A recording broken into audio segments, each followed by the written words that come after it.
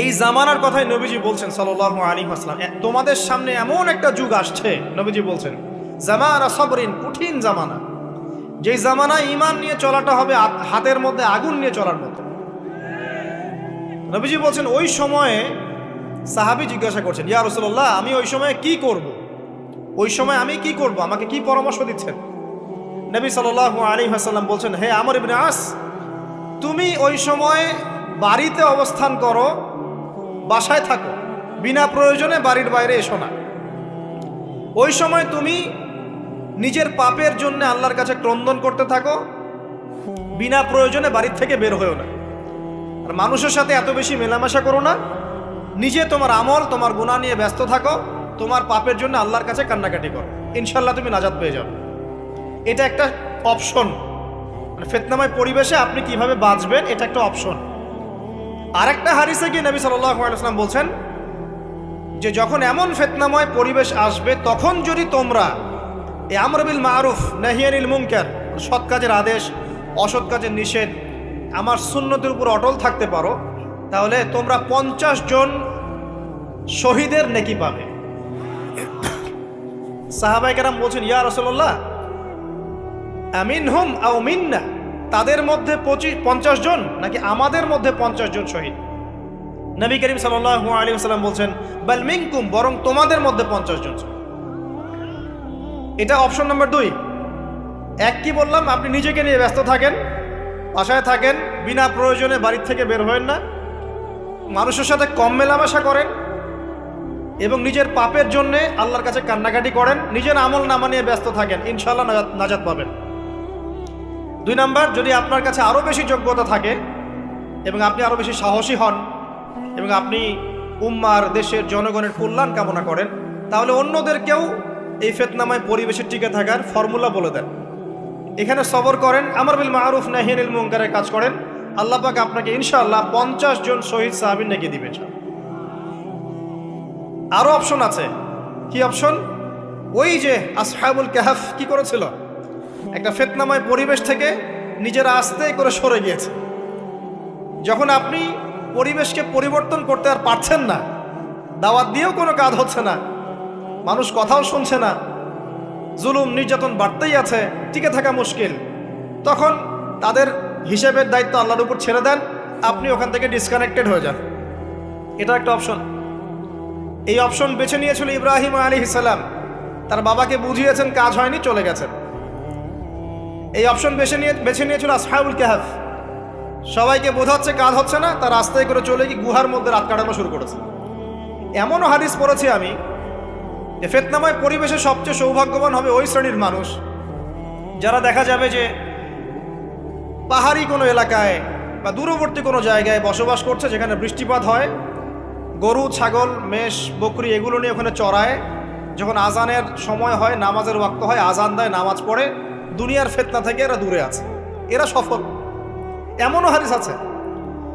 হয়তো আপনার কাছে মনে হচ্ছে না এখনো ওই যুগ আসে নাই, কিন্তু আমি আপনাকে বলে দেই যে কোরআন এবং সুন্নাহর চোখ দিয়ে যদি আপনি দেখতে শেখেন এবং বর্তমান বিশ্বের প্রেক্ষাপটটা অ্যানালাইসিস করার যোগ্যতা আপনি অর্জন করেন কোরআন সুন্নাহর চোখ দিয়ে, আপনি বুঝতে পারবেন সেই সময় অনেক আগেই চলে এসেছিল।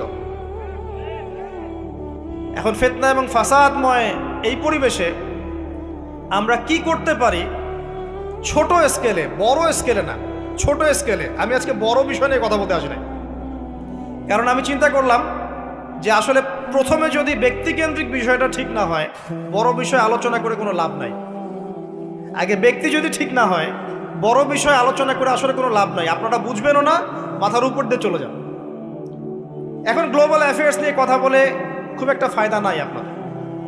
এখন ইকোনমিক পুরো এই সুদভিত্তিক সিস্টেম আপনি চেঞ্জ করতে পারবেন না, এবং পুরো যে তাগুতি ব্যবস্থা আপনি চেঞ্জ করতে পারবেন না। আপনি কি করতে পারবেন? আপনি নিজেকে পরিবর্তন করতে পারবেন, আপনার পরিবারকে পরিবর্তন করতে পারবেন। এতটুকু আপনার পক্ষে এখন পর্যন্ত সহজ, ঠিক না? ঠিক কথা। এটা আপনি এখন করতে পারবেন। তো এটার ফর্মুলা কি? ফর্মুলা ঘাটতে গিয়ে আল্লাহ পাক আমার মাথার মধ্যে একটা হাদিস নিয়ে এসে দিলেন। কারণ আমি বিশ্বাস করি যে আপনারা বলছেন মৌলানা, আল্লামা, আমি আসলে এমন কিছু নই, এই কথাগুলো আসলে আমার সাথে যায় না। আমি নিতান্তই একজন ছোট মানুষ এবং তালেবে ইলম, জ্ঞানের পথের পথযাত্রী। আর আমি তালেবে ইলম হয়ে থাকতে চাই, আমি মুফতি নই, আমি মুহাদ্দিস, মুফাসসির বা এই যে শব্দগুলো আপনারা বলছেন এমন কিছুই নয়। আসলে কিয়ামতের মাঠে আমি জান্নাতে যেতে পারবো কিনা আমি নিজেই জানি না। যখন কোনো মানুষ নিজেকে অনেক বড় মনে করা শুরু করবে, বুঝে নেবেন সেই ইবলিসের আনুগত্য করা শুরু করেছে আর কি। কারণ ইবলিস বলেছিল আবা ওয়াস্তাকবারা, আমি খলাকতানি মিন নার ওয়া খলাকতাহু মিন তিন, আমাকে সৃষ্টি করেছেন আগুন দিয়ে, আদমকে সৃষ্টি করেছেন মাটি দিয়ে, আমি কেন আদমকে সিজদা করতে যাব? তো এটা ইবলিসের চরিত্র, আবা ওয়াস্তাকবার, সে উদ্ধত হয় এবং অহংকার প্রদর্শন করে। তো আমি মনে করি যে আমি কিছু বলি না, আল্লাহ রাব্বুল আলামিন আমাকে বলার তৌফিক দেন মাত্র, আলহামদুলিল্লাহ। তা আমার মাথায় একটা হাদিস আসছে, সকাল থেকে ঘুরছে। সেটা হচ্ছে, দেখুন বারা ইবনে আযিব রাদিয়াল্লাহু আনহু থেকে বর্ণিত হাদিসটা আসছে এবং হাদিসটা বিশুদ্ধ। এখান থেকে আমি মূল আলোচনা যাচ্ছি যে একদিন আনসার মানুষদের মধ্যে, আনসার কারা? আমাদের আনসার বাহিনী। আনসার কারা? যারা মুহাজির সাহাবীদেরকে আশ্রয় দিয়েছিল মদিনায়, তাদেরকে কি বলা হয়? আনসার। তাহলে শব্দটা সুন্দর না? তাহলে আমাদের বাহিনীর নামটাও সুন্দর, মাশাআল্লাহ। তো আনসার সাহাবীদের মধ্যে একজন ইন্তেকাল করেছেন, ইন্না লিল্লাহি ওয়া ইন্না ইলাইহি রাজিউন। এখন তাকে দাফন করা হচ্ছে, আর নবী সাল্লাল্লাহু আলাইহি ওয়াসাল্লাম কবরের পাশে চুপ করে বসে পড়লেন। তার বসা দেখা দেখি বাকি সাহাবীরাও তাকে ঘিরে গোল করে বসে পড়লেন। তারা বলছেন আমরা এমনভাবে এখানে বসেছিলাম যেন আমাদের মাথার উপরে পাখি এসে বসতে পারে, চুপচাপ, কোনো নড়াচড়া নাই। দেখেন রাসূলের সাথে বসার সুন্নত, দেখেন কোরআন এবং হাদিসের মাহফিলে বসার কিন্তু সুন্নত আছে। এখানে বসে দুনিয়াবি এত গল্পগুজব করা যাবে না, এই মোবাইল টোবাইল হাবিজাবি নিয়ে এত ব্যস্ত থাকা যাবে না, দিলের কান দিয়ে শুনতে হবে, ঠিক আছে? আদব আছে, না হলে কথা আপনার উপর তাসির করবে না। তারা এমনভাবে বসেছিলেন যেন মাথার উপরে পাখি বসতে পারে, সুবহানাল্লাহ। এবার নবী করিম সাল্লাল্লাহু আলাইহি ওয়াসাল্লাম বলছেন যে যখন মাইয়েতকে কবরে শোয়ানো হয় তখন সে তাকে দাফন করে যাওয়া ব্যক্তিদের হাঁটার খসখস আওয়াজ শুনতে পায়। এরপরে তাকে যখন শুইয়ে দেওয়া হয়, সে যদি মুমিন ব্যক্তি হয় তাহলে তার মাথার দিকে তার সলাত এসে দাঁড়িয়ে যায়। দুনিয়াতে আপনি যে নামাজগুলো পড়েছেন, আমি যে নামাজগুলো পড়ছি, এগুলো মাথার দিকে দাঁড়িয়ে যায়। ডান দিকে চলে আসে তার সওম, সওম মানে কি? রোজা। বাম দিকে চলে আসে যাকাত, যাকাত মানে কি? যাকাতের সাথে তো আমরা পরিচিত নই। আমরা ওই যে রাস্তাঘাটে যে দান খয়রাতগুলো উঠানো হয় এগুলোর সাথে খুব পরিচিত, তাই না? কত টাকা, কত পয়সা, কি কি গান করে আর টাকা কালেকশন করে না? অনেক সময় দেখা যায় রাস্তায় যাচ্ছি আমরা গাড়ি নিয়ে, পারলে গাড়ির সামনে এসে হুমড়ি খেয়ে পড়বে টাকা নেওয়ার জন্য। এইভাবে টাকা কালেকশন করতে কে শিখিয়েছে ইসলামে? আর আমরা অনেক সময় ছোট ছোট বাচ্চাদেরকে দিয়ে, মাদ্রাসার ছোট ছোট বাচ্চাদেরকে দিয়ে টাকা কালেকশন করাই। এটা ঠিক না। কেন ঠিক না জানেন? ছোটবেলা থেকেই ওর ব্যক্তিত্ব নষ্ট হচ্ছে। এই হাতটা উত্তম না এই হাতটা উত্তম? উপরের হাত উত্তম, নিচের হাত উত্তম? তো ছোটবেলা থেকে সে নিচের হাতে অভ্যস্ত হচ্ছে। দেখেন এত টাকা পয়সা কালেকশন করে আমাকে আর একটা স্বতন্ত্র মসজিদ করতেই হবে জরুরি? খুবই জরুরি ছিল। মানুষের কাছে হাত চেয়ে, হাত পেতে রাস্তাঘাটে এরকম করে গাড়ি থামিয়ে, তারপরে কি বলবো, সুর করে গান গেয়ে এত টাকা পয়সা কালেকশন করতেই হবে? মসজিদটা আমাকে টাইলস ফিটিং করতেই হবে? এসি মসজিদ করতেই হবে? আমরা এমনও মসজিদ রংপুরে দেখেছি 10 বছরেও টাকা কালেকশন শেষ হয়নি। 10 বছর ধরে কালেকশন হচ্ছে। আমি ছোটবেলা থেকে দেখছি কালেকশন হচ্ছে। কি বুঝলেন? তো এগুলো আমাদের ব্যক্তিত্ব নষ্ট করে। মুসলিমরা উপরের হাতের মালিক। সারা বিশ্ব আমরা একসময় চালিয়েছি। এই পশ্চিমা সভ্যতা আমাদেরকে কি শিখায়? সারা বিশ্ব আমরা চালিয়েছি। এই আপনার উমাইয়া খেলাফতের সময়ও কর্ডোভায় আব্দুর রহমানের যে শাসন ছিল, কর্ডোভা, স্পেন, পর্তুগাল, এই পুরো জায়গাগুলো পশ্চিমা বিশ্বের, এগুলো মুসলিমরা শাসন করেছে প্রায় 500-600 বছর। ইতিহাস তো আমরা জানিও না, পড়িও না, ভুলে গেছে। ইতিহাস পড়তে হয়। হিস্ট্রি ঘাটলে দেখবেন রাসূল সাল্লাল্লাহু আলাইহি ওয়াসাল্লামের 23 বছরের নববী যুগ, স্বর্ণযুগ, তারপর আবু বকর সিদ্দিকের খেলাফত, তারপর উমর ইবনুল খাত্তাবের খেলাফত, আবু বকর সিদ্দিকের 2 বছর বা 2.5 বছর, উমর রাদিয়াল্লাহু আনহুর প্রায় 10 বছর, তারপর উসমান রাদিয়াল্লাহু আনহুর 12 বছর, আলী রাদিয়াল্লাহু আনহুর প্রায় 2.5 বছর, তারপরে হাসান রাদিয়াল্লাহু আনহু 6 মাস, এরপরে উমাইয়া খেলাফত শুরু হলো মুয়াবিয়া রাদিয়াল্লাহু আনহুর হাতে প্রায় 20 বছর। উমাইয়ারা শাসন করেছে প্রায় 90 থেকে 100 বছর। তারপর জাব নদীর যুদ্ধে উমাইয়া আব্বাসীয়রা একে অপরের সাথে যুদ্ধ করেছে, করে উমাইয়ারা পরাজিত হয়ে আব্বাসীয়রা ক্ষমতায় গিয়েছে। ক্ষমতায় গিয়ে তারা প্রায় শাসন করেছে প্রায় 550 বছর। এদিকে উমাইয়াদের মধ্যে যারা পরাজিত হয়েছে ওরা চলে গিয়ে কর্ডোভা, আন্দালুসিয়া ওই দিকে খেলাফত কায়েম করেছে। তারপরে আবার এদিকে ফাতেমি খেলাফত ছিল, উসমানীয় খেলাফত ছিল, তারপরে মিশরের তুলুনি একটা রাজবংশ ছিল, আমাদের সাবকন্টিনেন্টে মোগলরা ছিল, সারা বিশ্বে আমরাই ছিলাম। ইতিহাস তো ভুলে গেছে। তা আমরা সবসময় উপরের হাত ছিলাম, উপরের হাত আমরা দিতাম, মানুষ নিত। আর এখন কি হচ্ছে, আমরা এখানে আমরা চাই, মানুষ দেয়। আর ওরা কি এমনি দেয়? ওরা চড়া সুদ দিবে না? ওয়ার্ল্ড ব্যাংকে যান লোন নিতে, চড়া সুদ, মানে এই সুদ শোধ করতে গিয়ে বিভিন্ন দেশ শ্রীলঙ্কা হয়ে যাচ্ছে। সুদ তো শোধ করতে হবে, এমনি তো আপনাকে আর এগুলো দিবে না। তো এই সুদটা শোধ করতে গিয়ে আমাদের জিনিসপত্রের দাম বেড়ে যাবে, তারপরে দেখবেন জনগণের উপর কর বেড়ে যাবে, অনেক প্রবলেম। আর এই প্রবলেমগুলো ফেস করতে হবে কি কারণে? রিবা বা সুদের কারণে। তো এই যে বলছি, দেখেন ছোটবেলা থেকেই যে আমরা নিচের হাতে অভ্যস্ত হচ্ছি, এটা ত্যাগ করতে হবে। ব্যক্তিত্বের পরিচয় দেন। এত টাকা পয়সা চেয়ে প্রতিষ্ঠান করার দরকার নাই। আমার জমি আছে 1 বিঘা, আমি প্রতিষ্ঠান করবো ইনশাআল্লাহ। আপনার 2 বিঘা আপনি করেন, যার সামর্থ্য আছে সে করবে, সামর্থ্য নেই করার দরকার নেই। আর একটা মসজিদ যদি কবুল হয়, একটা মসজিদ একটা জেলার জন্য যথেষ্ট। একটা মসজিদ নববী থেকে নবী সাল্লাল্লাহু আলাইহি ওয়াসাল্লাম সারা দুনিয়া শাসন করেছে। আর আমাদের তো কোটি কোটি মসজিদ বাংলাদেশে। এই যুগের কথাও নবীজি বলেছেন, যে যুগে মসজিদগুলো চাকচিক্যময় হবে, মসজিদগুলো কি হবে? চাকচিক্যময় হবে, হেদায়েত উঠে যাবে, এবং মসজিদের মধ্যে শোরগোল, হট্টগোল বেড়ে যাবে। দেখেন না, মসজিদে হট্টগোল বেড়ে গেছে না? এটা সেই যুগ। তো যেটা বলছিলাম প্রিয় ভাইরা, যে নিচের হাতে অভ্যস্ত না, উপরের হাতে অভ্যস্ত হতে হবে। এই কারণে এই যে একটা হাদিসের কথা শুরু করলাম, যে আনসার সাহাবী কারা ছিল? যারা মুহাজির সাহাবীদেরকে আশ্রয় দিয়েছে। এখন এই সাহাবীদের মধ্যে একজন ইন্তেকাল করেছে, তার লাশ যখন রাখা হচ্ছে তখন নবীজি বলছেন, মাথার দিকে মাইয়েতের আসে কি? সলাত। সলাত মানে কি? নামাজ। 5 ওয়াক্ত নামাজ আজকে থেকে ছাড়বেন? ওয়াদা করেন আজকে থেকে 5 ওয়াক্ত নামাজ ছাড়বো না ইনশাআল্লাহ।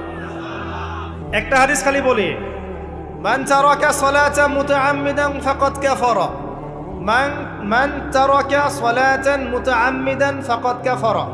আবার শোনেন, قال رسول الله صلى الله عليه وسلم من ترك صلاة متعمدا فقد كفر। আর মুয়াজ বিন জাবাল রাদিয়াল্লাহু আনহু কে নবীজি বলেছেন, মান তারাকা সালাতা মুতাআম্মিদান ফাকাদ বারিয়াত মিন জিম্মাতিল্লাহ। যে ব্যক্তি নিজের উপর ফরজ নামাজ ছেড়ে দিল, সে কুফরি করলো। মুয়াজ বিন জাবালকে নবী সাল্লাল্লাহু আলাইহি ওয়াসাল্লাম বলছেন, যে ব্যক্তি ফরজ নামাজ ইচ্ছা করে ছেড়ে দিল, সে ব্যক্তি আল্লাহর জিম্মা থেকে মুক্ত হয়ে গেল। ছাড়বেন প্রিয় ভাই? 5 ওয়াক্ত নামাজ জামাতের সাথে ইনশাআল্লাহ। আল্লাহ আমাকে তৌফিক দেখ, আপনাদের সবাইকে তৌফিক দান করুন, আমিন। জামাত যদি না পান, একা পড়ে নেবেন, ঠিক আছে? যদি ঘুমিয়ে থাকেন, ঘুম থেকে উঠে পড়বেন। ভুলে গেছেন, যখন মনে হবে তখন পড়বেন। অজু করার পানি নাই, কি করবেন? তায়াম্মুম করবেন। তায়াম্মুমেরও কিছু নাই, আপনার কোনো কাপড়ই নাই, সতর ঢাকার কোনো কাপড়ই নাই, কি করবেন? বসে বসে নামাজ পড়বেন, ওই অবস্থাতেই। এটা কোনো মাফ নাই। মানে আপনার অজু করার কোনো পানি নাই, তায়াম্মুমের কিছুই নাই, কাপড়ও নাই সতরে, তখনও নগ্ন হয়ে বসেই নামাজ পড়তে হবে, মাফ নাই। যখন শোয়ানো হবে, মাথা থেকে কি থাকবে? সলাত। তাহলে আমরা যারা ফরজ সলাত এখন আদায় করছি না, আজকে তওবা করেন, বলেন আস্তাগফিরুল্লাহ। আল্লাযী লা ইলাহা ইল্লা হুয়াল হাইয়ুল কাইয়্যুম ওয়া আতুবু ইলাইহি। হে আল্লাহ, আমরা তওবা করছি, সারা জীবনে যত নামাজ পড়ি নাই এই সমস্ত নামাজ না পড়ার পাপ থেকে তোমার কাছে তওবা করছি। ঠিক আছে, এটা আস্তাগফিরুল্লাহর অর্থ নয়, আমি বাংলায় বললাম। আর যদি নামাজ কাজা করে আদায় করে দিতে পারেন আলহামদুলিল্লাহ, খুবই ভালো হয়। যদি নাও পারেন তাও এখন থেকে আর কোনো নামাজ বাদ দিয়েন না, আর বেশি বেশি নফল নামাজ পড়ার চেষ্টা করেন। আল্লাহ পাক তৌফিক এনায়েত করুন। আসুন, তারপরে ডান দিকে কি? সওম। সওম মানে কি? রোজা। রমজান মাসে রোজা রাখি সবাই তো, মাশাআল্লাহ, আলহামদুলিল্লাহ। রমজান মাসে সওম রাখার পাশাপাশি বেশি বেশি নফল সওম রাখার ব্যাপারে অভ্যস্ত হওয়ার চেষ্টা করতে হবে। সবচেয়ে সেরা সওমগুলো হচ্ছে মাসের 3 দিন, আইয়ামে বীজের সওম, চাঁদের 13, 14 এবং 15 তারিখ। আর সপ্তাহে 2 দিন, সেটা হলো বৃহস্পতিবার এবং কি সোমবার। আল্লাহ পাক তৌফিক দান করুন, আমিন। এছাড়া আরাফার সওম আছে, আশুরার সওম আছে, ঠিক আছে, জিলহজ মাসের প্রথম 10 দিন রাখতে পারেন, ইত্যাদি। এবার বাম দিকে কি? যাকাত। যেটা বলছিলাম, যাকাতের সাথে আমরা খুব একটা পরিচিত নই, অথচ যাকাত একটা ফরজ ইবাদত। কেউ যদি নামাজ এবং যাকাতের মধ্যে পার্থক্য করে সে ব্যক্তি কাফের হয়ে যাবে। কেউ যদি মনে করে নামাজ আমি মানি, যাকাত আমি মানি না, তাহলে কাফের হয়ে যাবে। নিসাব পরিমাণ সম্পদ হলে প্রত্যেক মুসলিমের উপর যাকাত ফরজ, ঠিক আছে। এবং এই যাকাতই হচ্ছে আপনার ইসলামিক অর্থনীতির মূল ভিত্তি। যাকাত হচ্ছে ইসলামিক অর্থনীতির কি? মূল ভিত্তি। এই টিকটক প্রজন্মকে এখান থেকে সরান, এই মোবাইল নিয়ে যারা ব্যস্ত আছে এখান থেকে সরো, আলোচনার কনসেন্ট্রেশন নষ্ট করবো না। ধন্যবাদ। পরিবেশ নষ্ট করতে আসো কেন এখানে? দিনের কথা শুনতে যদি আসতে পারো তাহলে আসবো, আদারওয়াইজ আসার দরকার নাই। এখানে কথা হচ্ছে আল্লাহ এবং রসুলের, তুমি কথা বলতেছো পাশে। আল্লাহ এবং তার রসুলের কথা হচ্ছে, এখানে তুমি কথা বলো কোন সাহসে? সূরা হুজুরাতে আল্লাহ রসুল সাল্লাল্লাহু আলাইহি ওয়াসাল্লাম, সূরা হুজুরাতে আল্লাহ পাক বলেছেন যে রাসূলের কথার উপরে কেউ যদি জোরে কথা বলে তার আমলনামা নষ্ট হয়ে যাবে। রাসূল কথা বলছেন, তার উপরে যদি জোরে কেউ কথা বলে আমলনামা নষ্ট হয়ে যাবে। আর এই মাহফিলগুলোতে আল্লাহ এবং তার রাসূলের কথা হয় না, এখানে কি যা ইচ্ছা তাই কথা বলা যাবে? যদি কোনো প্রয়োজন থাকে মাহফিল শেষ হবে তারপর কথা বলবে। এই আদবগুলো না শিখতে পারলে মাহফিলের বরকত থাকে না। আর মোবাইলটা যে আমাদের কি করে দিল ভাই, মানে পুরো কমন সেন্স, হিউম্যান বিহেভিয়ার সব নষ্ট করে ফেলছে। বসে আছেন চুপচাপ, মানে এমন হয় ফোনটা বের করছে, এমন অস্ত্র বের করছে, ফোন বের করে খাটাস করে মুখের সামনে ফোনটা। অনুমতিরও প্রয়োজন নাই যে ভাই একটা ছবি কি নিব, পারমিশনেরও দরকার। মানে ম্যানার্স কমন সেন্স নষ্ট করে ফেলছে। আগে মুসলিমদের সাথে 2টা জিনিস থাকতো। যখন মুসলিমরা সারা বিশ্বকে নেতৃত্ব দিয়েছে তখন ডান দিকে একটা বড় তরোয়াল থাকতো আর বাম দিকে একটা ছোট খঞ্জর থাকতো, জানেন? এই মোগল আমলেও দেখবেন, নবাব সিরাজউদ্দৌলাদের আমলেও দেখবেন, ডান পাশে একটা বড় সৌর থাকতো আর বাম পাশে থাকতো একটা ছোট খঞ্জর। ওই 2টা জায়গায় এখন স্থান নিয়েছে। ডান পকেটে একটা বড় স্মার্টফোন আর বাম পকেটে ছোট একটা আবার কথা বলা ফোন। মানসিকভাবে আমরা সুস্থ নই এখন। আল্লাহ পাক আমাদেরকে বোঝার তৌফিক দেখ। কথাগুলো আঘাত করার জন্য বলছি না, আমি কথাগুলো বলছি এই কারণে যে আমাদের এই যুব সমাজকে নিয়ে আমাদের অনেক আশা। যুবকরা ইসলাম শিখবে, এলেম শিখবে, আমল করবে, ইনশাআল্লাহ আগামী দিনে এই জাতিকে নেতৃত্ব দিবে। তো এই সময় থেকে যদি ওদেরকে ট্রেন্ড আপ করা না যায়, তাদের ম্যানার্স, বিহেভিয়ার, হিউম্যান বিহেভিয়ারগুলো ডেভেলপ করা না যায়, তাহলে আগামী দিনে কি এরা জাতিকে নেতৃত্ব দিতে পারবে? তো যে কথা বলছিলাম প্রিয় ভাইরা, দেখুন যাকাত ইসলামিক অর্থনীতির মূল ভিত্তি। কিভাবে জানেন? ব্যবসা এবং যাকাত এটা কি করে? এটা একটা মার্কেটের মধ্যে সম্পদ ঘুরতে থাকে। আমি বুঝাচ্ছি আপনাকে। মনে করেন আপনি ব্যবসা করছেন এবং যাকাত দিচ্ছেন। যাকাত কারা দিবে? যারা যাকাতের নিসাব পরিমাণ সম্পত্তি রাখে, মানে কিছুটা ধনী তারা। তো তারা ব্যবসা করছে, মাশাআল্লাহ। ব্যবসা যখন করে, ব্যবসায় কি থাকে? লাভ থাকে, লস থাকে, লাভ থাকে, লস থাকে। লাভও হতে পারে আপনার, লসও হতে পারে। আর সুদে কি শুধু লাভ, লস আছে? লস নাই। পার্থক্য বোঝেন। এখন ব্যবসা যখন আপনি করবেন, এই টাকা বা মূল যে ক্যাপিটাল যেটা বলে অর্থনীতির ভাষায়, এটা মার্কেটের মধ্যে সার্কুলেট করতে থাকবে। আজকে আপনি ধনী, লাভ করেছেন, কালকে লস করবেন, এই ধন আরেকজনের হাতে চলে যাবে। সে আবার ব্যবসা করছে, সে লাভ করলে সম্পদ তার হাতে থাকলো, লস করলে আরেকজনের হাতে। মানে এই মানিটা, ক্যাপিটাল যেটা, এটা মার্কেটের মধ্যে ঘুরতে থাকে। আজকে কেউ ধনী, কালকে কেউ ধনী, আজকে কেউ ফকির, কালকে কেউ ধনী, এভাবে। এখানে আল্লাহ পাক যাকে ইচ্ছা হয় ধন দেন, যাকে ইচ্ছা হয় দরিদ্র করেন। এটা আল্লাহ পাক নিয়ন্ত্রণ করেন। আবার এর মধ্যে যারা ধনী হবে তারা আবার জাকাত দিবে। কাকে জাকাত দিবে? যে গরিব তাকে। এই কারণে অর্থনৈতিক সাম্য থাকবে এবং টাকা, ক্যাপিটাল মার্কেটে সার্কুলেট করতে থাকবে। এটা হচ্ছে ইসলামিক ইকোনমিক্স। বোঝাতে পারছি না মনে হয়? আর রিবায় কি হবে? রিবায় কোনো লসের চান্স নাই। মানে এখানে ধনী আরো ধনী হতে থাকবে, গরিব আরো গরিব হতে থাকবে, প্লাস জাকাতও দিবে না। তখন সমাজের একটা অংশ অনেক ধনী হবে, আর একটা অংশ একদম মাটিতে পড়ে যাবে, কোনো ব্যালেন্স হবে না। এই কারণে বিশ্বের একটা অংশ, ওই বিশ্বের একটা বড় অংশ যারা সুদখোর, যেখান থেকে সুদ এসেছে, ওইটা আস্তে আস্তে ধনী হয়ে গেছে এবং বিশ্বের বহু কান্ট্রি আস্তে আস্তে দারিদ্র্য সীমার নিচে চলে আসছে। এটা শুধু ব্যক্তির ক্ষেত্রেই নয়, এটা সমাজের ক্ষেত্রেই নয়, পুরো বিশ্বেটা হচ্ছে। তো এই হলো রিবা এবং ব্যবসা ভিত্তিক, জাকাত ভিত্তিক ইকোনমিক সিস্টেমের পার্থক্য, বেসিক ডিফারেন্স। রিবার মধ্যে আল্লাহ পাক তার হাত উঠিয়ে নেন, আল্লাহ পাক সেখানে আর ইন্টারফেয়ার করেন না। ঠিক আছে, সুদ খাচ্ছ, তুমি তোমার মতো চলো।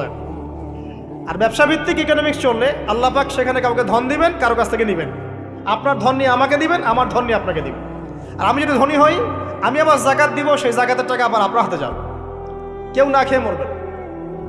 তো সামনে এই যে বলা হচ্ছে 2023 সাল, শুধু 23 সাল না, আমার অবজারভেশন 2026-27 পর্যন্ত একটা অর্থনৈতিক মন্দা চলতে পারে। বলবে কিছু কিছু লোক যে ভবিষ্যৎবাণী করতে যাবে, এটা ভবিষ্যৎবাণী নয়। আপনি বর্তমান সম্পর্কে খবর রাখেন না বলেই বর্তমানকে আপনার ভবিষ্যৎ মনে হচ্ছে। আমাদের অনারেবল মিনিস্টার যারা আছেন ওদেরকে জিজ্ঞাসা করেন, তাদেরকে জিজ্ঞাসা করেন, তারাও বলছেন যে 2023 সাল থেকে 26 সাল খাদ্য মন্দার মতো যাবে। দেখেন নাই? তারাও এই কথা বলছেন কারণ তারা বুঝতে পারছেন ওয়ার্ল্ডের অবস্থা ভালো না। এখানে একটা সলিউশন বলছে, ইচ্ছা হলে আপনি গ্রহণ করতে পারেন, ইচ্ছা হলে নাও করতে পারেন। আমার তো চাপিয়ে দেওয়ার কোনো ক্ষমতা নাই।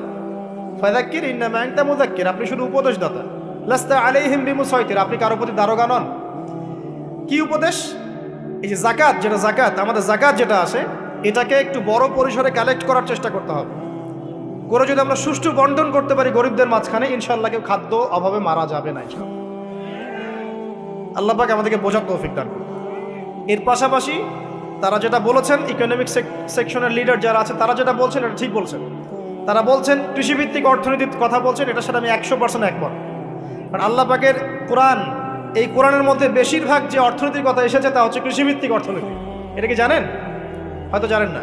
কোরআনে যত ইকোনমিক সিস্টেমের কথা আসছে তার মধ্যে সবচেয়ে বেশি এসেছে কৃষিভিত্তিক অর্থনীতির কথা, তারপর ব্যবসা এবং জাকাত। অতএব তারা ঠিকই বলেছেন, দেশের যারা ইকোনমিক সেকশনে গবেষণা করছেন তারা ঠিক কথাই বলেছেন যে কৃষিভিত্তিক অর্থনীতি হচ্ছে আমাদের অর্থনৈতিক মন্দা দূর করার অন্যতম উপায়। ঠিক বলেছেন, আমি একমত। তো জাকাত যেটা কথা বলছিলাম, বাম দিকে জাকাত আসবে, তো জাকাত আমরা দিব তো ইনশাল্লাহ ভাই। যাদের শোনেন, বাংলাদেশে এমন অনেক শিল্পপতি আছে যাদের একজনের জাকাতের টাকা দিয়ে একটা গ্রাম চলতে পারে। আর জাকাতের টাকা কিন্তু শুধু এক বছরে আসবে না, প্রতি বছরেই ঘুরে ঘুরে আসবে। মনে করেন যে আপনাদের এলাকার মধ্যে অনেক বিত্তশালী আছেন, আমি দোয়া করি মন থেকে আল্লাহ পাক বিত্তশালীদের অন্তরটাকে নরম করে দিক এবং ওসমান রাদিয়াল্লাহু আনহুর মতো দানশীল করে দিক। আমরা দোয়া করি, আমরা কারো খারাপ চাবো, সবার জন্য হেদায়েতের দোয়া করব। টাকা থাকতে তো সমস্যা নাই, কিন্তু টাকা থেকে যদি ওসমান রাদিয়াল্লাহু আনহু হতে না পারলাম তাহলে সমস্যা। টাকা থাকতে কোনো সমস্যা নাই, ধন আপনাকে আল্লাহ দিতেই পারে। এই ধনটাকে উসমান গনি রাদিয়াল্লাহু আনহুর মতো আল্লাহর পথে বিতরণ করে দেন, ইনশাআল্লাহ আল্লাহ পাক আপনাকে জান্নাতুল ফেরদৌস দান করবেন। তো অনুরোধ থাকবে, দেখেন আপনারা যদি একটা এলাকার জাকাত কালেক্ট করতে পারেন, মনে করেন কথার কথা এখানে কিছু মেয়ে আছে যারা খারাপ পথে পা বাড়িয়েছে, আমার কথা বুঝতে পারছেন? আচ্ছা, এরকম পল্লী অনেক জায়গায় আছে না? এক বছরের জাকাতের টাকা দিয়ে সমস্ত যৌনপল্লীর মেয়েদেরকে কাজ দেওয়া সম্ভব, কর্মে আনা সম্ভব। ওদেরকে কাজের ব্যবস্থা করে দেন, ওরা কখনোই এই সেক্স ওয়ার্কারের কাজ করবে না ইনশাআল্লাহ। কোনো মেয়ে এই কাজ করতে চায় না আমার মত। কোনো মেয়ে চায় না যে ইজ্জত বিক্রি করে খাবো, কোনো মেয়ে চাবে? কখনো চাবে না। ওকে আপনি ভালো কাজের ব্যবস্থা করে দেন, এই যাকাতের টাকা দিয়ে, দেখবেন ইনশাআল্লাহ সে ওই খারাপ পথ ছেড়ে দিয়েছে। অনেক দেখবেন দরিদ্র মানুষ আছে যে পড়াশোনা করার কোনো সুযোগ নাই, টাকা পয়সা নাই, পড়াশোনা করতে চায় কিন্তু টাকা পয়সা নাই, দিনের জ্ঞান অর্জন করতে চায়, দেশকে কিছু দিতে চায়, টাকা নাই, তাকে আমরা হেল্প করতে পারি না? পারি। অনেক মানুষ আছে মাদক দ্রব্য বিক্রি করছে, তাকে বুঝান, দিনের হেদায়েত দেন যে ভাই আমি তোমাকে আরো ভালো চাকরি দিব, ভালো ব্যবসা দিব, তুমি ছাড়বা কিনা? বলবো আমি ছেড়ে দেবো ইনশাআল্লাহ। বুঝালে ছেড়ে দেবেন ইনশাআল্লাহ। এই যে মেগা প্রজেক্ট যেটা কথা বলি আমরা, আত্ম উন্নয়নমূলক বলেন, যুব উন্নয়নমূলক বলেন, বা কান্ট্রি ডেভেলপমেন্টের কথা বলেন, এখানে যাকাত একটা বড় শক্তি হতে পারে। তবে এটাকে সুষ্ঠুভাবে কালেক্ট করতে হবে এবং যাকাতের যে 8টা খাত আছে এই খাতগুলোতে সুষ্ঠুভাবে বন্টন করতে হবে। অমুসলিমদেরকেও যাকাত দেওয়া যায়, জানেন? অমুসলিম যদি কেউ থাকে, দরিদ্র, তাকেও যাকাত দিয়ে সহযোগিতা করা যায়। আমরা সহযোগিতা করি না বলেই তো ওই যে পশ্চিম থেকে লোকজন এসে সহযোগিতা করে খ্রিস্টান বানাচ্ছে এখন সবাইকে। আরো বাড়বে দিন দিন, দেখেন। আমরা তো সহযোগিতা করছি না। আপনার পাশে আপনার প্রতিবেশী না খেয়ে মারা যাচ্ছে, আপনি যাচ্ছেন না। এখন তো অন্য কেউ এসে যদি সাপোর্ট করে, ও তো তার দলেই ভিড়বে তখন। স্বাভাবিক, এটাই হচ্ছে এখন। আল্লাহ বোঝার তৌফিক দান করুক আমাদের। বাম দিকে মাইয়াতের থাকবে কি ভাই? যাকাত। তারপরে পায়ের দিকে চলে আসবে তার আত্মীয়তার সম্পর্ক রক্ষার ইবাদত, তার এই যে অন্যান্য দান সদকা, তার নফল আমল, তার তাসবিহ তাহলিল, তার কোরআন তেলাওয়াত ইত্যাদি পায়ের দিকে চলে আসবে। এখানে একটা হাদিস এসেছে, সূরাতুল মুলক যে ব্যক্তি রাতের বেলা তেলাওয়াত করবে, কোন সূরা ভাই? তাবারাকাল্লাযী বিয়াদিহিল মুলক ওয়া হুয়া আলা কুল্লি শাইইন কাদির। এই সূরা যে ব্যক্তি রাতের বেলা করে তেলাওয়াত করবে, ইনশাআল্লাহ সূরা মুলকও কবরে তার সাথে থাকবে এবং কবর আযাব থেকে সূরা মুলক তাকে বাঁচাবে ইনশাআল্লাহ। আমি বুঝাচ্ছি যে কি অবস্থাটা হবে। এবার দুজন ফেরেশতা মাথার দিক থেকে আসবেন, আসতে চাইবেন, সালাত বলবে এখান দিয়ে আসা যাবে না, এদিক দিয়ে আসা যাবে না। ডান দিক দিয়ে আসতে চাইবেন, এদিক দিয়ে আসা যাবে না। বাম দিক দিয়ে আসতে চাইবেন, যাকাত বলবে এদিক দিয়ে আসা যাবে না। পায়ের দিক দিয়ে আসতে চাইবেন, আমলগুলো বলবে এদিক দিয়ে আসা যাবে না। তখন যাই হোক তারা আসবেন। এটা তাদের, এটা কথা কি? এটা কথাটা হচ্ছে যে সলাতের গুরুত্ব, মানে সে সলাত আদায় করেছে, সে আমার হক আদায় করেছে, আমি তার পক্ষে আছি, এটা পক্ষে বুঝাচ্ছে। রোজা বলবে আমি ওর পক্ষে আছি, তাকে আপনি কোনো শাস্তি দিবেন না, আমি তার পক্ষে আছি। আপনারা দুজন তাকে শাস্তি দিবেন না, আমি যাকাত তার পক্ষে আছি, এটা পক্ষে থাকার কথা। তারপরেও তারা আসবেন, চোখগুলো হবে নীল এবং কালো বড়, নীলাপ চোখের, কালো। মুনকার নাকি? উঠে বসিয়ে দেওয়া হবে। এবার 3টা প্রশ্ন। প্রথমে প্রশ্ন হচ্ছে কি? মান রব, তোমার রবকে? তখন মুমিন বান্দা বুক ফুলিয়ে বলবে রব্বি আল্লাহ, আমার রবকে আল্লাহ। পৃথিবীতে যে ব্যক্তি আল্লাহর সাথে শিরিক করে নাই, আল্লাহর তাওহীদের উপর থেকেছে এবং তার উপরে মৃত্যুবরণ করেছে, ইনশাআল্লাহ সে ব্যক্তি এর উত্তর নির্দ্বিধায় দিতে পারবে ইনশাআল্লাহ। আর দুনিয়াতে যে বা যারাই আল্লাহর সাথে শিরিক করবে, আল্লাহর সাথে শিরকের পাবে লিপ্ত হবে, ওই অবস্থায় মারা যাবে, তাওহীদের উপর থাকবে না, কোশ্চিনকালেও মান রব্বুক উত্তর দিতে পারবে না। তারপরে প্রশ্ন হয়ে যাবে মা দীনুক, তোমার দিন কি ছিল? মুমিন বান্দা উত্তর দিবে কি? দিন ইয়াল ইসলাম, আমার দিন ছিল ইসলাম। এখানে শুনে রাখেন, পৃথিবীতে যারা ইসলামকে পরিপূর্ণরূপে পালন করবে তারাই এই উত্তর দিতে পারবে ইনশাআল্লাহ। যারা ইসলামকে ঠাট্টা বিদ্রুপের হাসি তামাশার পাত্র বানিয়েছে, মন চাইলে কিছু করি, মন চাইলে কিছু করি না, সহজগুলো একটু আমল করি, বাকি কিছুর আমল ধারি না, হ্যাঁ, নামাজ পড়ি, সুদ ছাড়তে পারি না, ঠিক আছে, বছর বছর ওমরা করি, এদিকে ঘুষ দুর্নীতি ছাড়তে পারি না, ইসলামকে ঠাট্টা তামাশার পাত্র বানিয়েছে, এরা কোশ্চিনকালে উত্তর দিতে পারবে না মা দীনুক। দিনে পরিপুৎখুলু ফিস সিলমি কাফা, পরিপূর্ণরূপে ইসলামে প্রবেশ করতে বলেছেন আল্লাহ রাব্বুল আলামিন। যারা পরিপূর্ণরূপে ইসলামে প্রবেশ করবে এবং ইসলামের প্রতিটা মৌলিক বিধান মেনে চলবে, ইনশাআল্লাহ তারা এর উত্তর দিতে পারবে। এরপরে আসবে 3য় প্রশ্ন। নবী সাল্লাল্লাহু আলাইহি ওয়াসাল্লামকে দেখানো হবে। যখন দেখানো হবে তখন সূর্য যখন ডুবে যায়, যে দৃশ্যটা আমরা দেখতে পারি না, ওই দৃশ্যটা ভেসে উঠবে এবং মুমিন বান্দা অস্থির হয়ে যাবে, বলবে আমাকে ছেড়ে দাও, আমি নামাজ পড়বো। সুবহানাল্লাহ। কারণ তার কাছে মনে হবে যে আসরের ওয়াক্ত হয়ে গেছে, আসরের ওয়াক্ত হয়ে গেছে, আসরের ওয়াক্ত চলে যাচ্ছে, আমাকে নামাজ পড়তে হবে। চিন্তা করেছেন?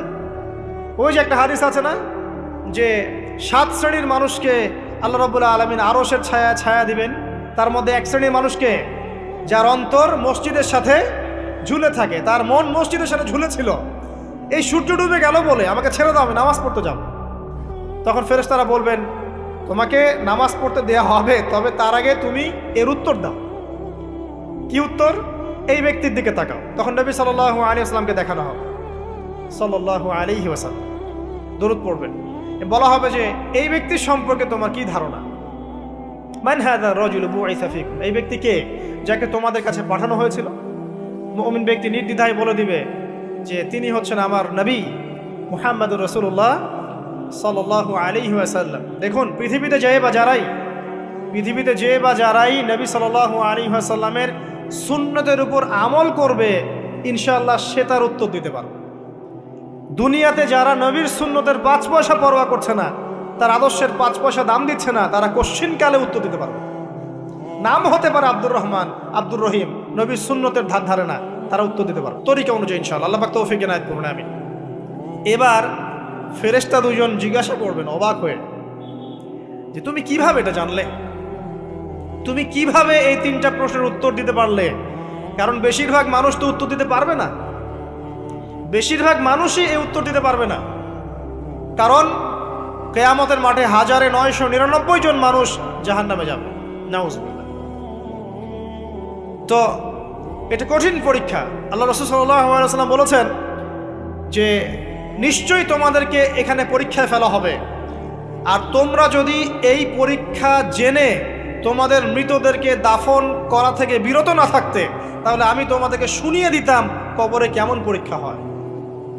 মানে যদি আমরা শুনতে পারতাম যে কবরে কেমন পরীক্ষা হয়, আমরা ভয়ে আমাদের মৃতদেরকে দাফন পর্যন্ত করতাম না।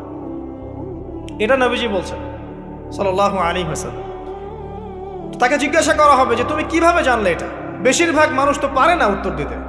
তখন সেই ব্যক্তি বলে বসবে, সেই ব্যক্তি বলবে যে করাতু কিতাব আল্লাহ, আমি আল্লাহর কিতাব এই কোরআন পড়েছি। মুমিন বলবে আমি আল্লাহর কোরআন পড়েছি, ফাআমানতু বিহি, আমি এর উপর ঈমান এনেছিলাম, ওয়া সাদ্দাকতু, এবং সত্যায়ন করেছিলাম। সুবহানাল্লাহ।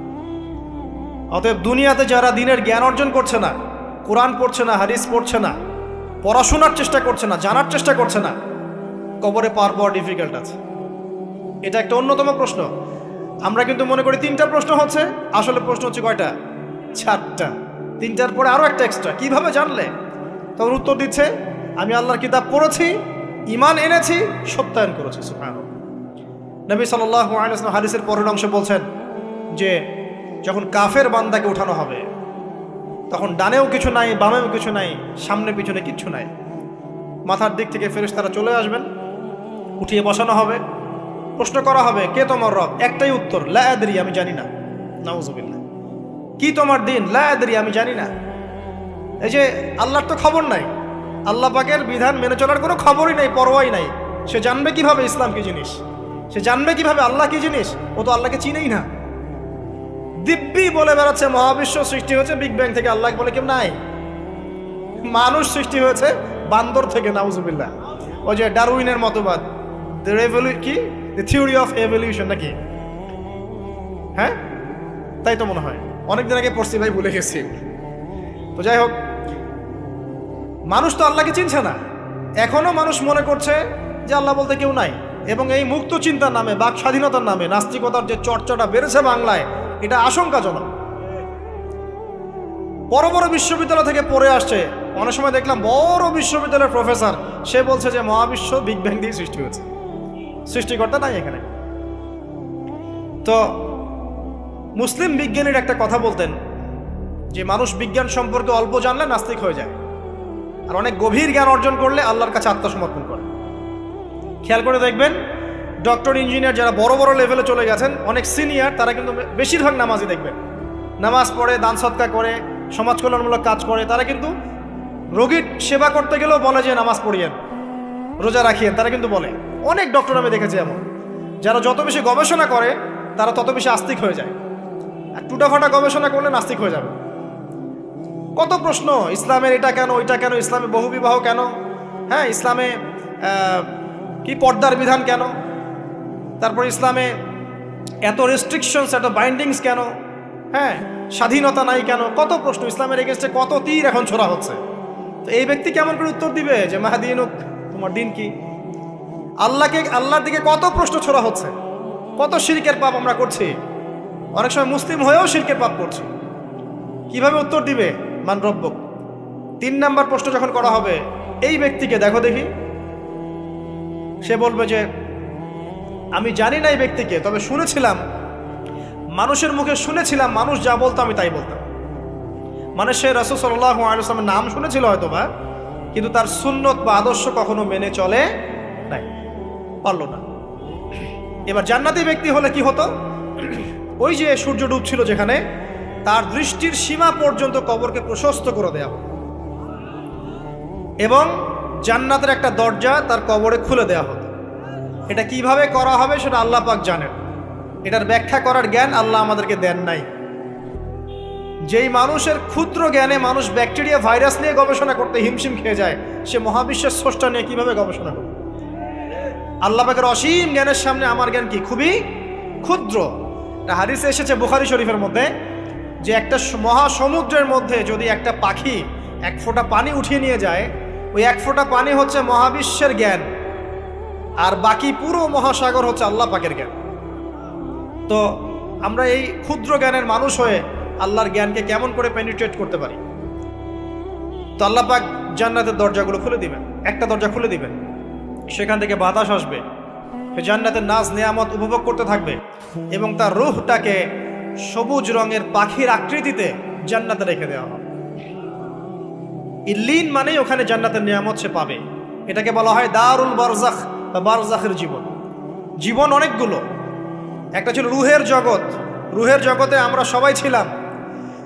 শোনেন, রুহের জগতে যার সাথে যার বন্ধুত্ব ভালোবাসা গভীর ছিল, দুনিয়াতে তার সাথে তার ভালোবাসা বেশি। এটা হয়তো জানেন না, জানতেন হাদিসটা? রুহের জগতে যদি কখনো আপনার সাথে আমার দেখা হয়ে থাকে, দুনিয়াতে আপনার সাথে আমার দেখা হবে ইনশাআল্লাহ। রুহের জগতে যদি আপনার আমার মধ্যে ঘনিষ্ঠ ভালোবাসা থেকে থাকে, এখানেও ভালোবাসা হয়ে যাবে ইনশাআল্লাহ। এটা বলে আমি আবার তোমাদের বয়ফ্রেন্ড গার্লফ্রেন্ড ভালোবাসা বুঝাই নাই, ওই ভালোবাসার কথা বলি নাই। আবার রুহের জগতে বিদ্বেষ, এখানেও দেখবেন বিদ্বেষ।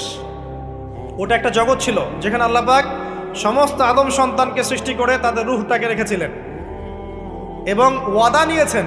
কি ওয়াদা? আল্লাহ পাক বলেছিলেন আলাস্তু বিরব্বিকুম, সূরা আরাফের 182 নম্বর আয়াত পড়ে দেখবেন, 182 নম্বর আয়াত। আল্লাহ পাক বলেছিলেন যে আমি ওয়াদা নিয়েছিলাম, আলাস্তু বিরব্বিকুম, আমি কি তোমাদের রব নই? আমরা সবাই বলেছিলাম বেলা ইয়া রব্বি, অবশ্যই আপনি আমাদের রব। দুনিয়াতে এসে আমরা ভুলে গেছি। এই ভুলে যাওয়াটা মনে করায় দেওয়ার জন্যই আল্লাহ পাক আসমানে কিতাব নাজিল করেন, নবী রাসূল পাঠান, আমাদের কান পর্যন্ত ইসলামের দাওয়াত পৌঁছে দেন, যাতে আমরা মনে করতে পারি। এবার আসেন রুহের জগতের পর আসলাম এই যে দুনিয়ার জগৎ, দারুদ দুনিয়া। দুনিয়ার মধ্যে আছি হয়তো 50, 60, 70, 100 বছর হায়েস্ট। এরপর যাবে দারুল বারজাখ, বারজাখের জগৎ।